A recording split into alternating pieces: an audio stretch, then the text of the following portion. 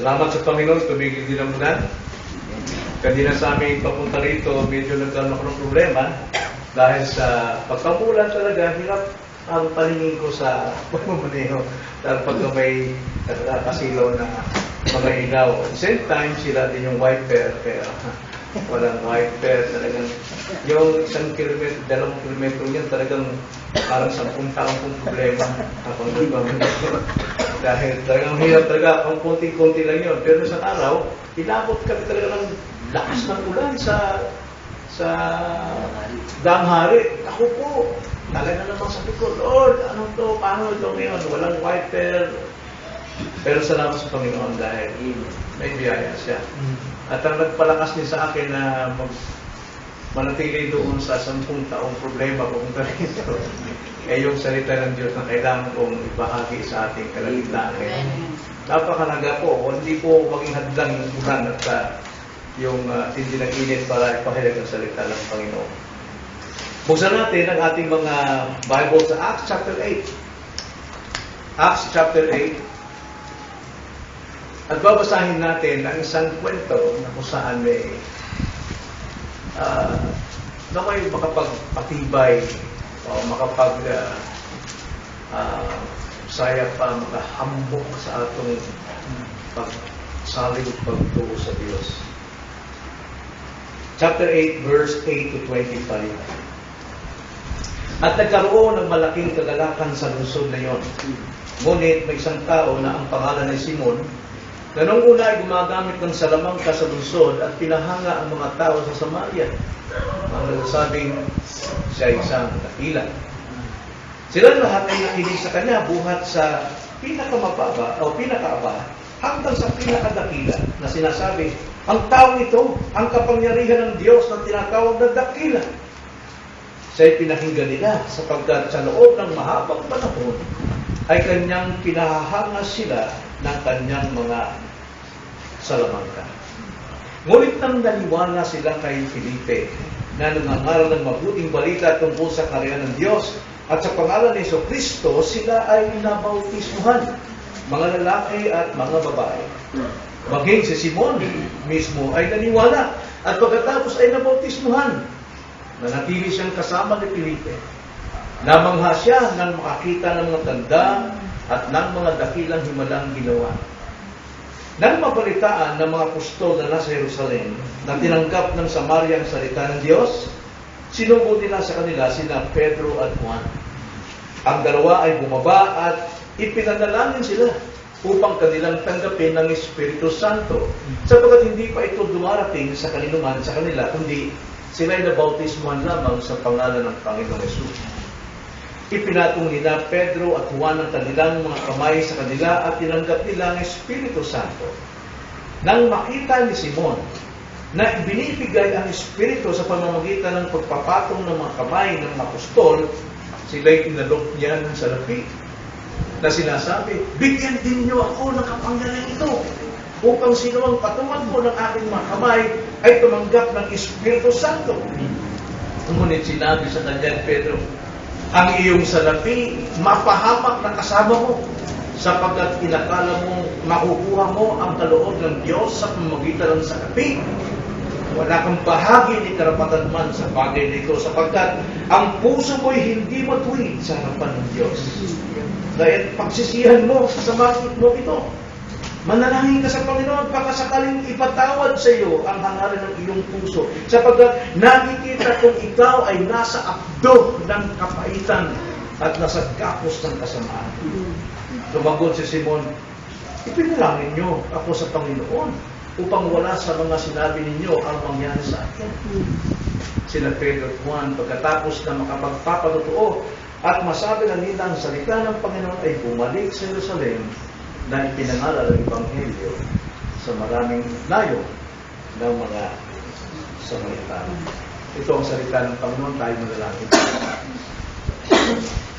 Panginoon, dalangin namin na nawa ang iyong pong salita ay tumibo, hindi lamang sa aming puso, maging sa aming isipan, na magtudyok sa aming pong buong pagkatao, na ito po'y sampalatayanan, tanggapin, at ipatotoo, isagawa sa aming pong makabuhay. Pagpalain po ninyo ang mga salitang ito sa aming pong mga puso. In Jesus' name. Amen. Nasa kabuuan ng ating binasa, may kita natin ang tama at maling pagtanggap ng Ebanghelyo. Ang tama at maling pagtanggap ng Ebanghelyo. Nais kong tignan natin ang background ng pangyayaring ito. Sa mga sandaling ito, napakainit ng mga pag-uusig, persecution. At ang namumuno rito ay si Saul, na siyang Apostol Pablo sa ngayon. Lahat halos ng mga bahay, lahat ng lugar na ito, nanginginig sila sa takot. Nag-iiyakan ang mga bata, ang mga matatanda.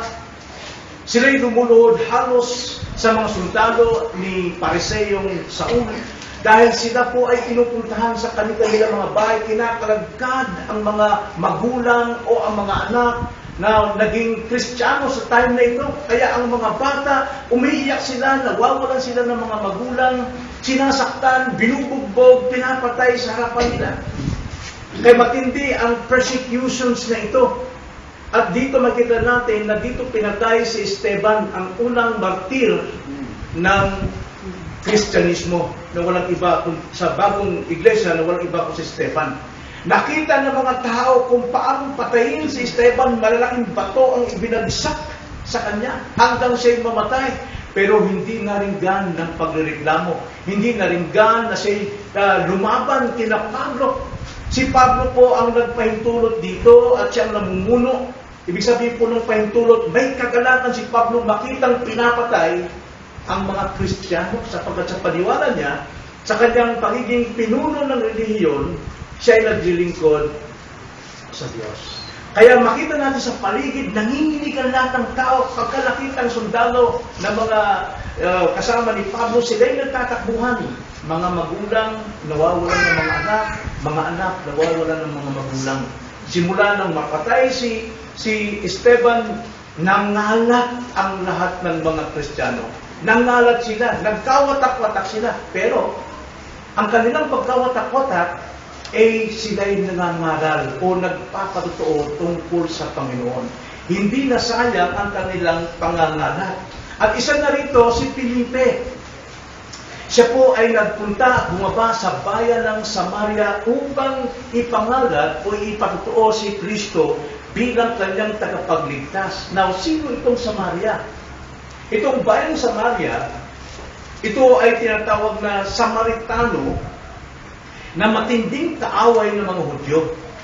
Dahil noong masakop ng Assyria ang Northern Kingdom ng Israel, kinuha lahat ng mga pinakadakilang lahi ng Hudyo at dinala sa Assyria at ang iniwan ay ang mga mahihina at mga pobre na iwan dito sa lugar ng Samaria. At ang ginawa naman itong mga taga-Assyria, kailangan nilang palahian ang mga tao ito upang hindi na sila makapanumbalik sa kanilang pananampalataya. At nangyari nga, naghalo ngayon ang lahi ng Assyria at saka Hudyo. At dahil dito, sila'y mga mistiso at galit na galit ang purong Hudyo. Kaya sila'y inasusuklaman. Ang tingin nila, dapat silang patamaan ng kidlat. Dahil nga nung magkapatid na sila Santiago, at gusto nilang tawagan ng Diyos na tamaan ng kidlat ang mga taga-Samaritano. Ganun katindi ang kanilang hidwaan.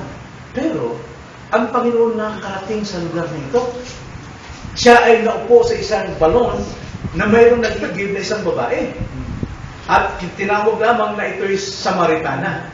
At ang problema ng babaeng ito, 7 ang kanyang kinakasama. Pero wala siyang totoong asawa dahil wala siyang kasal. At yun ay nakita ng Panginoon. Iniiba-ibang usapan ng babaeng ito tungkol sa kanyang kasalanan. Ayaw niya matamaan yung kanyang kasalanan, kaya napunta sila sa pagsamba. Pero sinabi ng Panginoon na kayo sumasamba sa hindi niyo kilala. Pero kami sa mga Hudyo, sumasamba kami sa kilala namin. Pero sa masandaling ito, hindi sa pagitan ng bundok ninyo at bundok ng Hudyo, bagamat tama kami ang sasambay ng Diyos, kundi sasambay ng Diyos sa Espiritu at totohanan. babae ito, nagulat siya. Dahil ang tingin niya ito ay isang propeta. Kaya tumakbo siya sa buong Samaria. At nagkagulo ang bayan ng Samaria. At halos lahat ng mga tao sa Samaria nagpunta kay Jesus Christ. Nagpunta sila, tong-tunga sila. Ito na nga yung pinangakong Mesiyas, bagamat ibang kanilang paniniwala sa pagsamba, pero yung isang Mesiyas ang kanilang inaantay. Kaya may lugar ng Samaria ito, natamnan ng Panginoon. Marami ang sumampalataya dito. At ngayon, si Felipe napunta dito sa Samaria. Hindi na siya kailangan magdaling, kundi aanihin niya na lamang ang lahat ng ginawa ng Panginoon.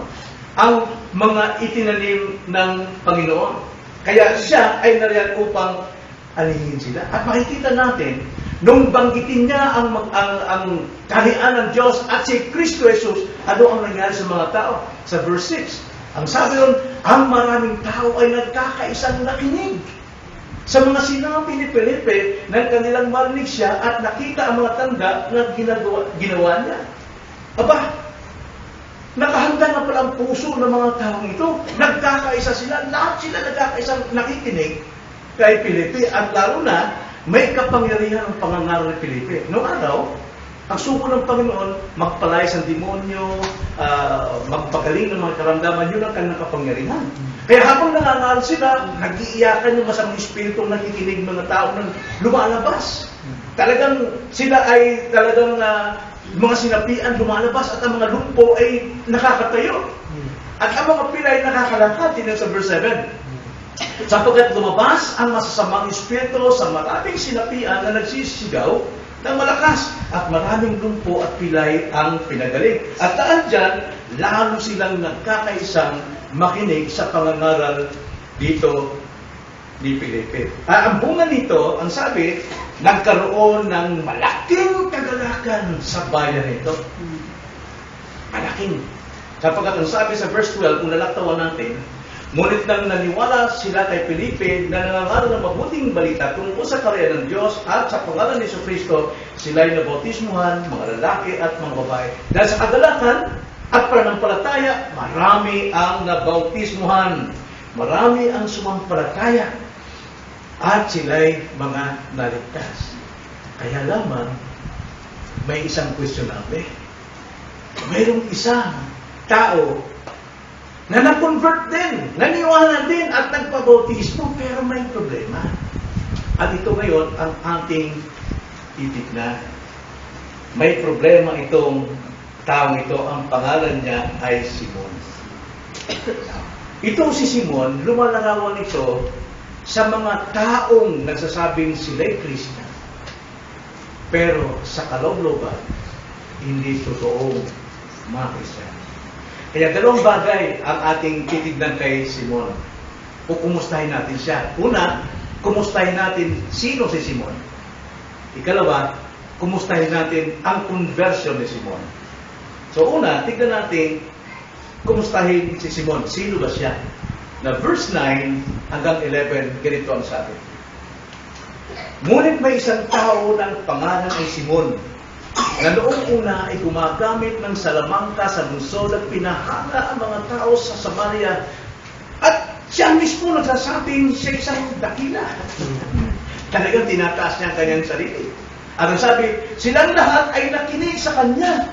Buhat sa pinakaaba, pinakapobre, pinakawalang pinag-aralan, mahusay na speaker ito. At hanggang sa pinaka-dakila, maging sa mga presidente, mga manager ng kumpanya, mga mayayaman, talagang nakikinig sa kanya. At mismong sila nagsasabi, ang tao ito, ang kapangyarihan ng Diyos na tinatawag na dakila. Ang sabi sa English, this man is the great power of God. Ang tao ito ay ang dakilang kapangyarihan ng Diyos. At ang sabi sa 11, siya'y pinakinggan nila sapagkat sa loob ng mahabang panahon ay kanyang pinahahanga sila ng kanyang mga salamangka. So, tignan natin. Sino ito si Simon? Una, siya'y gumagamit ng salamangka. Alam niyo, pagkasalamangka, gusto kong manood yan eh. Pinahanga niya ang mga tao sa Samaria, buong Samaria. At inaangkin niya sa kanyang sarili, I am a great man. Dakila ako. Grabe ang tao ito. dakila daw siya. Hindi lang yun, hindi lang talagang nagmamayabang, may pinagmamayabang siya. Dahil ang mga tao ay sumunod sabi na siya ay isang dakilang tao. Siya yung dakilang kapangyarihan ng Diyos. Kalahin yun. Kahit ngayon sa panahon natin, mayroon pong mga hindi totoong mga ngaral na halos niluluhuran, halos pinaniwalaan, at hinahalikan ng paa dahil ito ay lingkod ng Diyos. Yan po ay si Simon sa ating panahon ngayon. Ang nakikinig sa kanya, mga mayayaman. Maging ang pinakamahihirap na mga tao, mga walang pinag-aralan, talaga namang halos nagpukumahog sila, nagdadala sila ng mga bangko para lang makapakinig kay Simon. Nakikita niyo ba ngayon yan? May kanya-kanya silang mga upuan dala-dala. No? At may mga tent pa silang dinadala para umatin lang sa dakilang pagkapangyarihan ng Diyos na ito. Dahil mahusay siyang magsalita sa makita ng kanyang salamangka, abracadabra. Pati mayayaman, sabi nila, hindi kami yayaman nito kung hindi kami nakinig kay Simon. Dahil kay Simon, kami po pinagpapala sa aming negosyo. Yan ang paniniwala nila. At sila mismo, sinasabing, dakila ang tao ito. Alala ko nung araw na napag-usapan yung isang tao, mga ngaral ditong sikat, pero mayroon palang tagahanga, kasama namin sa trabaho, mag-asawa. Sabi, hindi, ganito. Parang Diyos yun pag nagsalita. Parang Diyos daw. Etong tingin ng mga taong ito. Pinapakinggan sila dahil sa mahabang panahon, sa haba ba ng panahon sila ay nakikinig at pinahanga sa kanyang mga salamangka. Pero isang araw, nagbago ang lahat. Nagbago. Tulad, kilala niyo ba yung kasama dati ni Bernardo, si Richie? Si Archie. Noong makatagpo niya ang tamang ibanghilyo, nagbago siya, hinubad niya yung kanyang sutana. At sinabi niya sa isang born again. At mayroon pa mga sinagor. Noong makarinig ng pangangaral, born again na rin siya. Really, di ba? Si Pali Serrano, marami nasasabi. Ito nangyari dito kay Simon. Nagbago siya. Bakit? Dahil lahat ng kanyang nakapakinig, pinaka-abahan ko sa pinakadakila, lumipat kay Felipe. Lumipat. Tingnan niyo ang sabi sa verse 12. Ngunit nang naniwala sila kay Felipe na nangangaral ng mabuting balita tungkol sa karya ng Diyos at sa pangalan ni Jesucristo, sila ay nabautismuhan, mga lalaki at mga babae, na wala na, siyang tagahanga.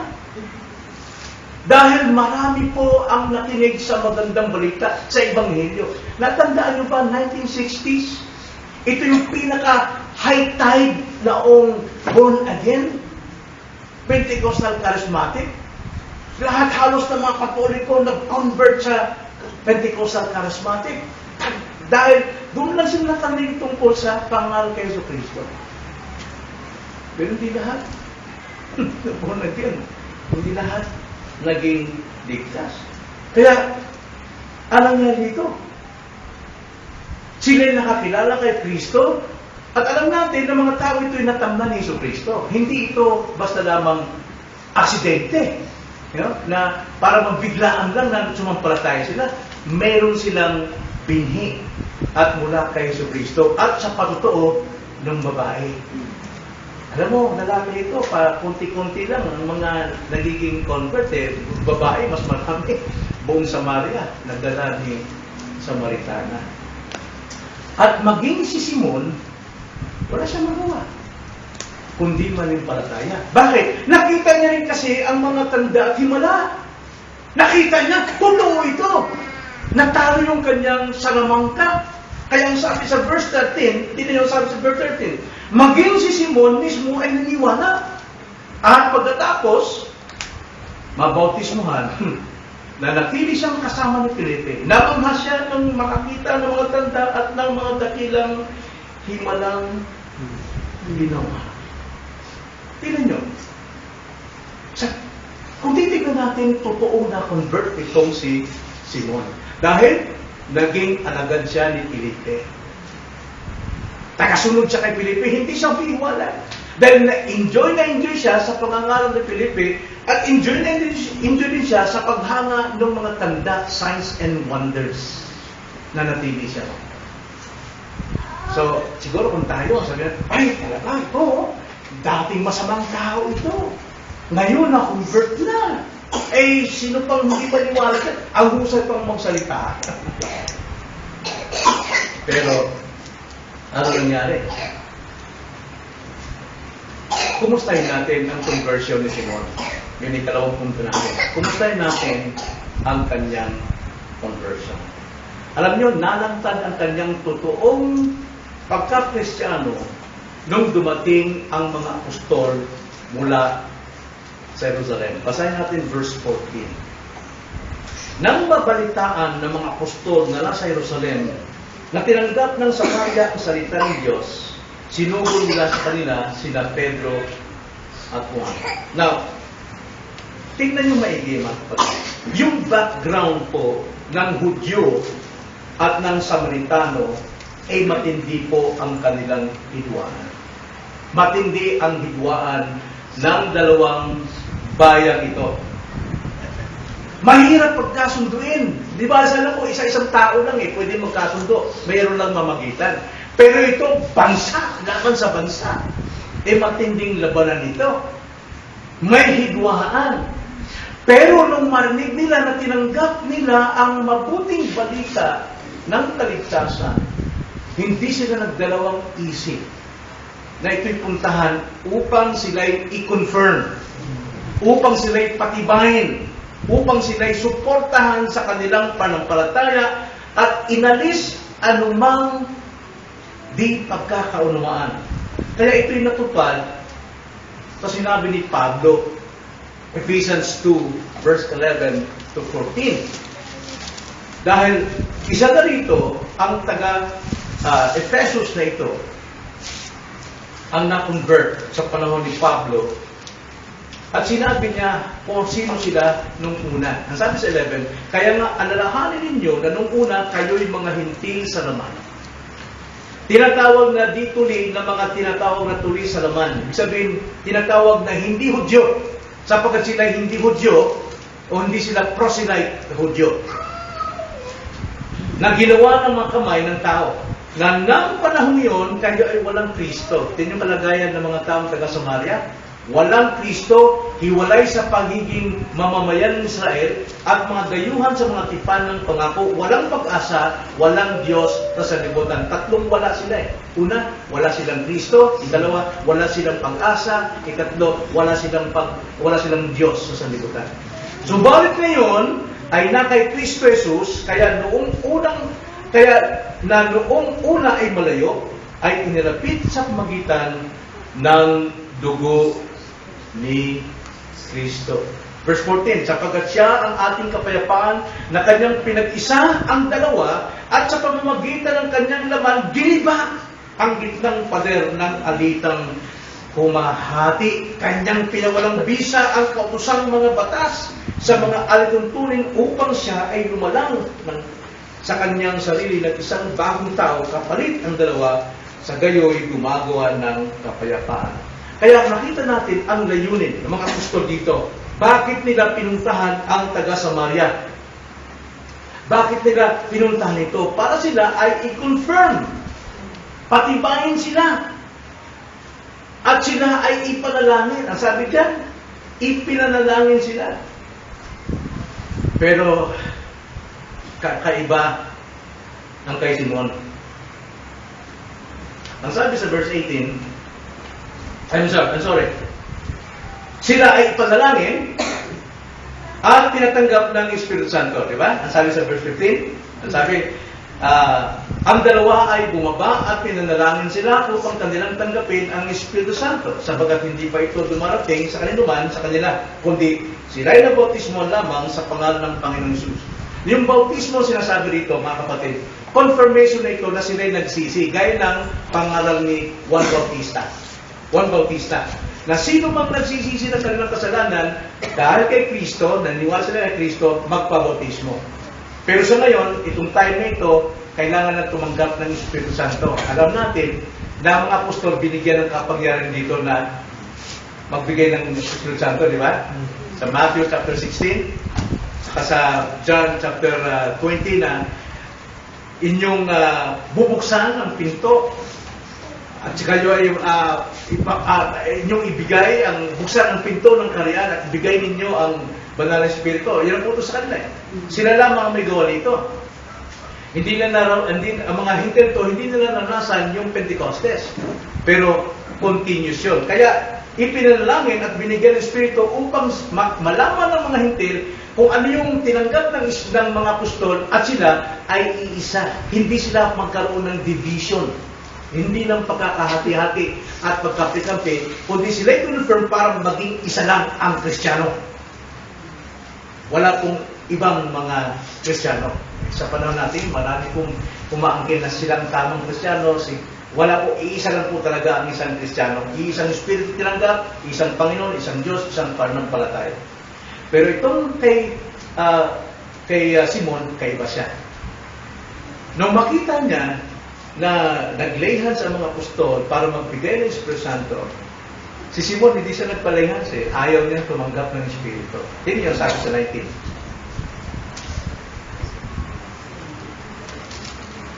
Nang makita ni Simon na ibinibigay ang Espiritu sa magitan ng pagpapatong ng mga kamay ng apostol, sila inalok niya ng salapi. Well, ito'y apply din sa ating panahon.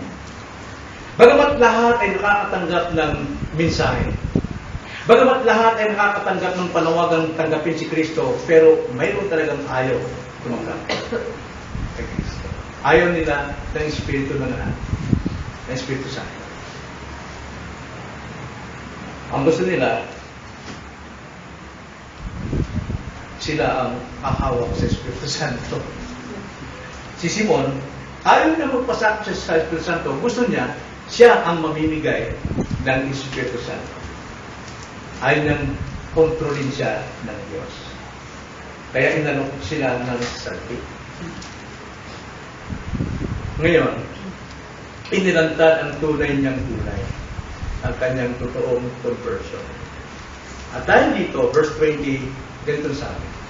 Ngunit sinabi sa kanya ni Pedro, ang iyong salapi mapahamak na kasama mo. Ibig sabihin, yung salapi, hindi sana mapapahamak. Pero sabi ni Pedro, mapasama sana yan sa kapahamakan mo. Makita natin si Simon dito, bagamat siya tumanggap kay Kristo, bagamat siya nagpabotismo, pero papunta pa rin siya sa kapahamakan. Ngayon, isasama na yung kanyang salapi. Nakita niyo mga kapatid? Kung sabi dyan? Ang iyong salapi, mapahamak na kasama mo. Sapagkat inaakala mo makukuha mo ang kaloob ng Diyos sa pamagitan ng salapi. Marami po ngayon. Ang pag-asa po ng mga tao ay salapi. Kung walang salapi, parang hindi mabubuhay. Pero kung salapi ang ipinagmamalaki at pag-asa mo na kaya mong bilhin pati ang kaloob ng Diyos sa Espiritu Santo, mapapahama ka kasama ang iyong salapi. At dito makikita natin si Simon, gusto niyang tumayong katulad ng mga apostol na siya ay may kapangyarihan magbigay ng Espiritu Santo. At sa kanyang pamamaraan, bibilhin niya ang katungkulan yon upang siya maging apostol din. Marami po sa panahon natin ngayon, binibili ang posisyon. Binibili ang office ng isang apostol o lingkod ng Diyos. Kaya, balitang-balita po yung term na simoning. Dahil marami po ang umaangat sa posisyon na hindi tinawag, pero dahil sa pera, kaya nilang tumayo. Hangad nilang kumita, o di kaya makita ng pera, binayaran nila para sila malagay sa pwesto. Iba naman, kaya sila gusto magka-pwesto para kumita ng pera. Yan po problema ngayon. Lalangtad itong si Simon, na hindi siya totoong lingkod, at hindi siya totoong Kristiyano. Sapagkat pera ang pinaikot niya sa buhay niya. Kaya sabi rito ni Pedro, Sa verse 21, wala kang bahagi ni karapatan man sa bagay nito sapagkat ang puso mo'y hindi matuwid sa harapan ng Diyos. Kasakiman po talaga ay hindi po matuwid sa harapan ng Diyos. At ang kasakiman, taglayan ng mga taong di Kristyano. So mag-ingat tayo na tayo mga Kristyano ay nasa atin ang kasakiman sapagkat mayroon po kabayaran. Ang sabi ni Pablo, sapagkat ang puso mo hindi matuwid sa harapan ng Diyos. Grabe, no? Nakita ni Pablo yung puso ni Simon?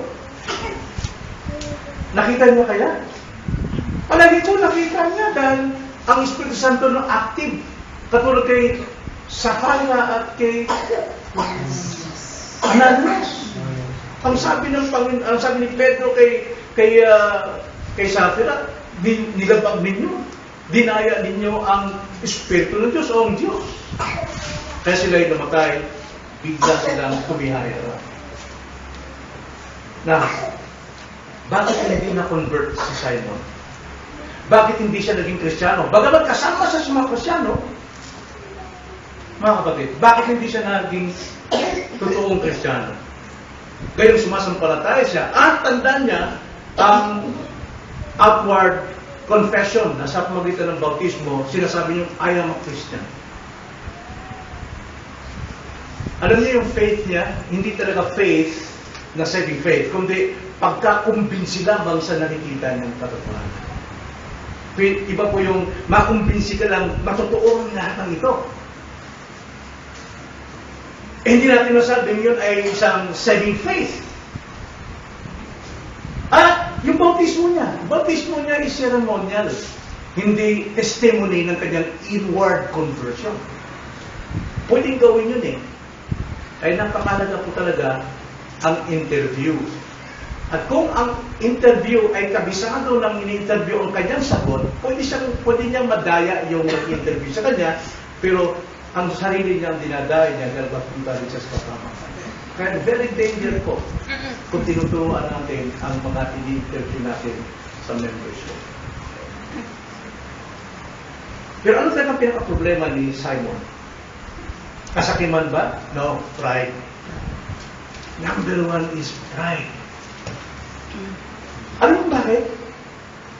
Sino ba naman hindi magmamataas, magmamalaki, i-practice yung kanyang kayabangan at ang kanyang pagmamataas para ibaba kanyang sarili? Dati buong bayan ng Samaria nakikinig sa kanya, tungtuwa sa kanya, binubunyi siya, itong kapangyarihan ng Diyos. Pero nung makinig ng mga tao doon, ano gagawin niya? Sasama siya dahil yun ang maganda sa paningin ng tao na siya'y kasama. Magpakababa siya. Dahil ang pride, nagpapakita na siya'y mabuti sa harapan ng tao. Pero totoo yun, punong-puno siya ng pagkaingit at galit. At ito ang dahilan bakit pinatay si Kristo ng mga Hudyo na ito. Ang pride po maganda sa paningin ng tao. Pwede ka maging Kristiyano as long as you, kung kailan mo gusto, kasi maganda yan sa paningin ng tao.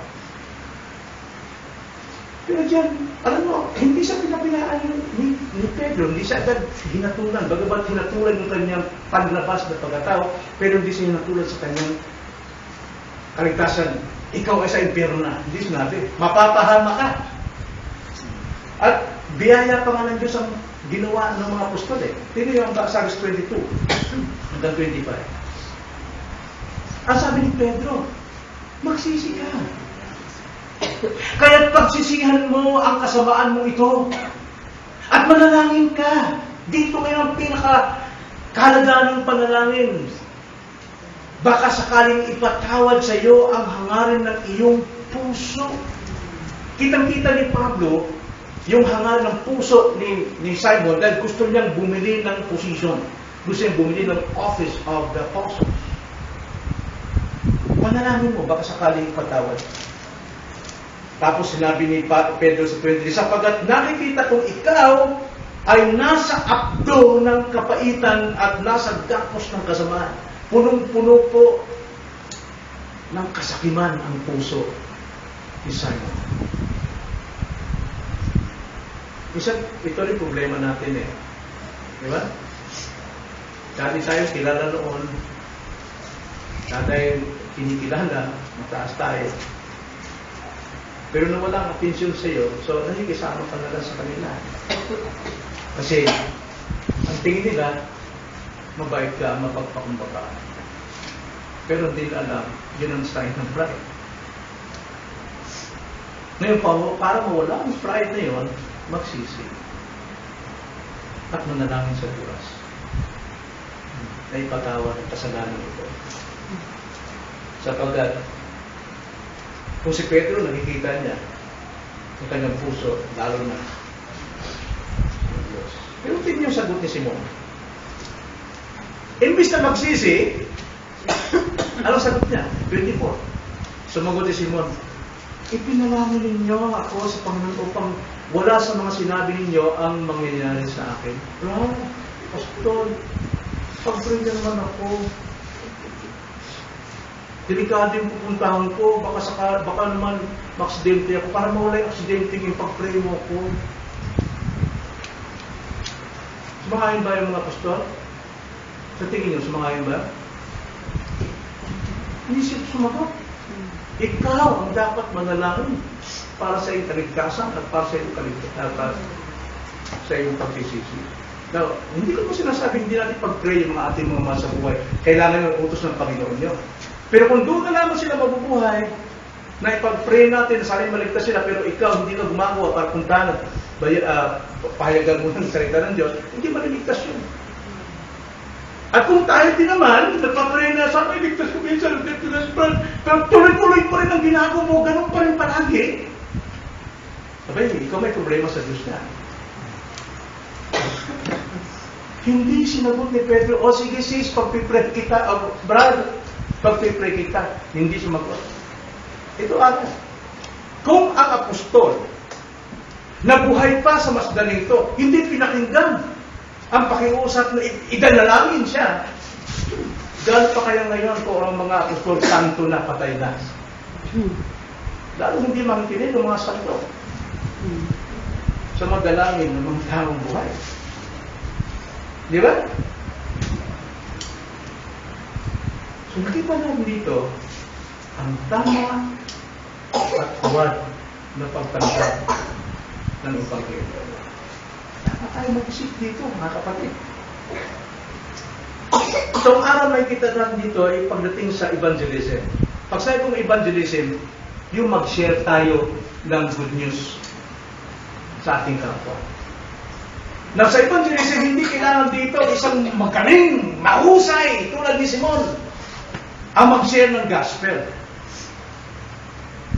Ang sabi niya, ipangaral, ibahagi, ibig sabihin, ikwento. Ikwento mo lamang yung karanasan mo sa Diyos, paano kang iniligtas, paano kang binago ng Diyos. Yun na naman kailangan natin. Hindi kailangan dito yung husay, kailangan maging Kristiyano ka muna 20 taon para alam mo lang ng versikulo. Hindi kailangan. Alamin mo kung anong ginawa ng Diyos sa iyo, yun ang bahagi mo. Yan po ang evangelismo. At hindi hadlang yung problema, hindi hadlang yung walang pera, hindi hadlang yung may karamdaman, hindi hadlang yung wala tayong magawa sa buhay ito. Yung pa nga ang dapat mag-udyok sa atin na sa kabila ng ating kahirapan, maaari pa tayo maging lingkod ng Diyos na makapagligtas sa mga tao wala pa. Sa kaligtasan. Gamitin natin yun. Sapagkat isang magandang prantuo pa rin yun. Sasabihin, yung tao ito, balik ako na sila makain, pero nasisiyat pa rin. Hindi na inaalala yung kanilang buhay, ang inaalala nila kung paano sila makatulong para maligtas ang ibang mga kapitbahay. E sa atin, masarap tayo makasarili. Gusto natin pera, tulad ni Simon. Hindi tayo makilos po ng pera. Pera ay dapat alipin natin. Huwag tayong paalipin sa pera. Dahil kahit piso, pwede kang ibaon sa baon. Dahil sa piso. May nalagad na piso. Pinulot mo. Nagalit yung mama. Sabi niya, akin yan. Hindi. Hindi sa'yo ito. Dahil sa jeep. Hindi, akin yan. Hanggang sa nabugbungan na patay ka. Piso lang. Baon ka sa pagkakas. Tayong paalipin sa pera. Tanda natin, hindi hadlang yung ating kalagayan para hindi tayo mag-continue sa karera ng Diyos. Dapat pa nga tayo laging magpatuloy sa Panginoon sapagkat siya ang ating pag-asa. Siya ang ating kayamanan.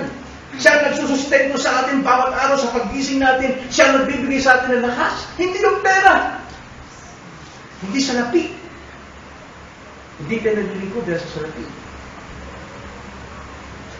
Then, ikalawa, huwag naman tayo maging mahusay kayo magsalita. Hindi kailangan maging mahusay. Maging tapat lang kayo sa ginawa ng Diyos sa inyo. Kung paano kayo binago. Maliban lang kung wala pang ginagawa ng Diyos sa inyo, eh wala ka talaga ipapatutuo. Dahil kung nagpatutuo ka at hindi makita ang pagbabago ng buhay mo, baka bumalik sa iyo yung pinangaral mo. Yun, huwag natin ikahiya ang mag-share ng gospel. Ikatlo, tamang faith. Hindi simpleng nakumbinsi lang tayo po yung sinabi ni Pastor. Tama yung tinamaan ako doon. No? Tapos wala. Kailangan tamang faith na kinausap pa ng Diyos, Lord, gagawin ko ito. Kailangan talaga mula sa puso, buong pusong, taring si Kristo lamang ang aming pag-asa. Tingnan yung mga Samaritano nito nung marinig nila ang pangangaral ni Felipe tungkol sa karera ng Diyos at kay Kristo. Binaling nila ang kanilang mukha doon kay Felipe. Idalis nila roon sa alam nilang mapapaw, panlaman, kasiyahan lamang ang kanilang napapakinggan. Ayaw nila ng preaching na gano'n. Gusto nila Christ-centered. Si Kristo ang nasa sentro. Kailangan natin ang totoong panampalataya. At isa pang bagay dito, alam mo si Simon, para siyang lumutang sa tubig kung saan pupunta ang tubig, pero hindi siya sumasalungan. Kaya iwasan din natin ang paanod-anod. Oo nga, Brad, alam mo kasi talaga na kailangan ko talaga sumamba sa Diyos. Pero ginagawa lang nung namin, naunawaan ng Diyos yun. Ganun kasi natin, aanod tayo sa takbo sa libutan, tapilan ng mga iba na, naku, kailangan huwag ka naman masyadong mag-commit dyan sa iglesia mo, may buhay ka. Kailangan namang kumita ka, magtrabaho ka.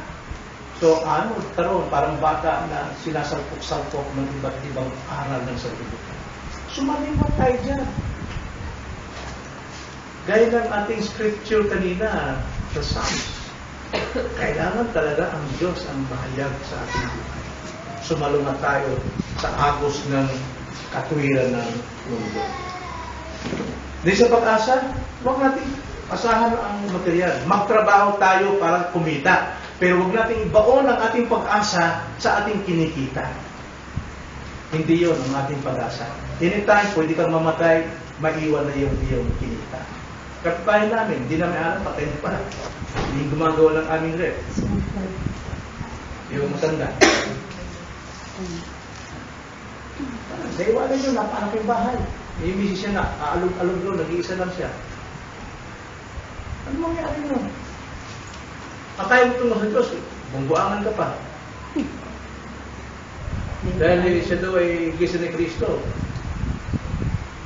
Kaya ang ibanghelyo para sa lahat ng tao, kahit ano pang naglihim mo, walang tinatangi.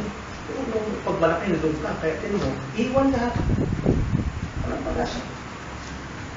So, sa atin ngayon, tignan natin ano ba ang nag-uudyok sa atin para maglingkod sa Panginoon. Ano ba ang udyok sa atin? Para guminhawa? Gaya na sinasabi ng mga ibang preacher na pag ikay naglingkod sa Diyos, asin sumbuhin mo. Hindi lang sinabi ng Panginoon.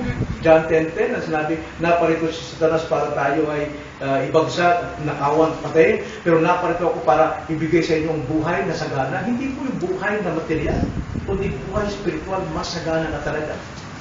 Spiritual na po, hindi po literal na buhay. Sapagkat marami pong Kristiyano na mga matitinding lingkod ng Diyos na hindi mayayaman. Kapag nakasulatan. At mayaman man, inalikuran nila ang kanilang kayamanan para makapaglingkod sa totoong Diyos. Yan po ang Kristiyanismo. So, sa huli-huli po, para po sa ating lahat,